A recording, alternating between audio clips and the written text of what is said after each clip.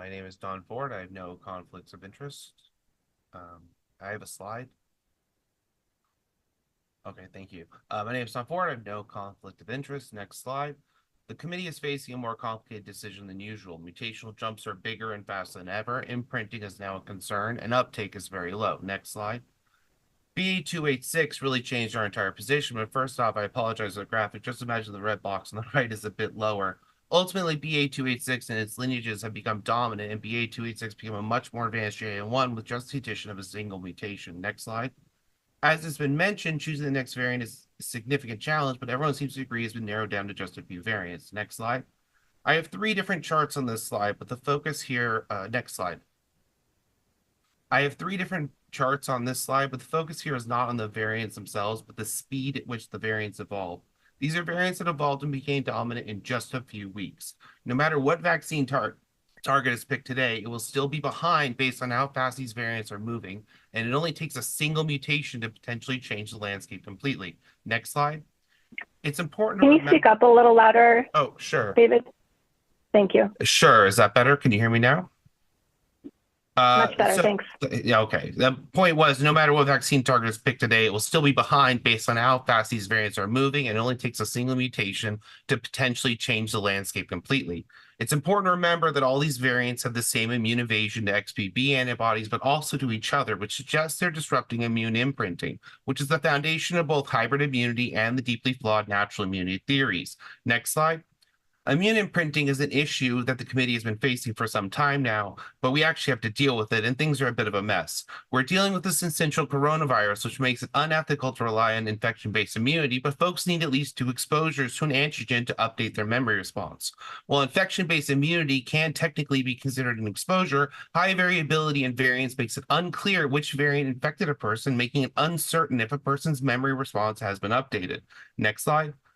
The WHO antigenic cartography was shown earlier, demonstrates the relative distance from most major variants as well as SARS-CoV-1. As it was already demonstrated, the JN1 variants are very close to each other, but note the distance between BA1 and BA5. Next slide. Since we're discussing needing 2 shots to overcome imprinting, then we should discuss the potential of Matrix M, the Novavax adjuvant, to shrink antigenic range between future JN1 variants. And since we can establish relative distance between all variants, we can assert with ease that matching Novavax with 2 JN1 updates will shrink range to reach the variants we can't see right now.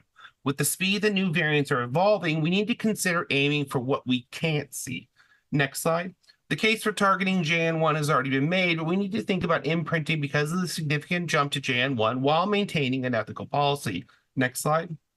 KP2 and 3 are dominating globally, but the prediction that KP3 will be the next dominant variant in the US is not significantly represented in the current data. We see KP3 as a prediction, but we see JN1 as a reality. But I was surprised to hear that it was considered a KP2-like variant by the CDC earlier in this call, even though it has fewer mutations.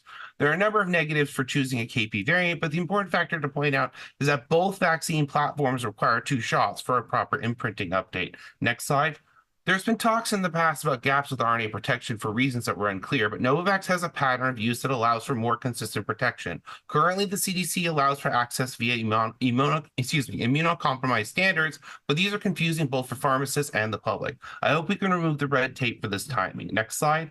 IgG4 is a concept that needs more attention and is likely responsible for the gaps in RNA protection. But my concern today is that we confirm initial exposures to SARS-CoV-2 vaccines increase that response. And what the committee needs to consider in the future is timing for our regular childhood vaccines and our COVID vaccines. Should it be the child's first exposure to SARS-CoV-2 that might inhibit uptake of other vaccines taken in that time frame? The last thing we want is our measles vaccine being less effective. And I need to point out that the humans gained the IgG4 response after they separated from mice and macaques evolutionarily, so we need human data on this. Next slide. If we're going to be discussing pediatric vaccines and the concerns of IgG4, then we need to have additional pediatric COVID vaccines at the table. Next slide. JN1 is the right choice for an update. Please allow for 2 shots to update memory response. Please ship to an optimal timing to schedule for Novavax. VRBPAC should consider meeting to discuss variants every 6 months, as the RNA likely needs more frequent updates, and Novavax should present data about whether to update or offer an additional dose. Not only are we starting a new wave in the States right now, this will also help our friends in the global South who have their winter while we have our summer. Should the committee decide to go with the KP variant, then please don't let it limit Novavax from bringing its JN1 update to market, as we need a protein-based alternative. Thank you.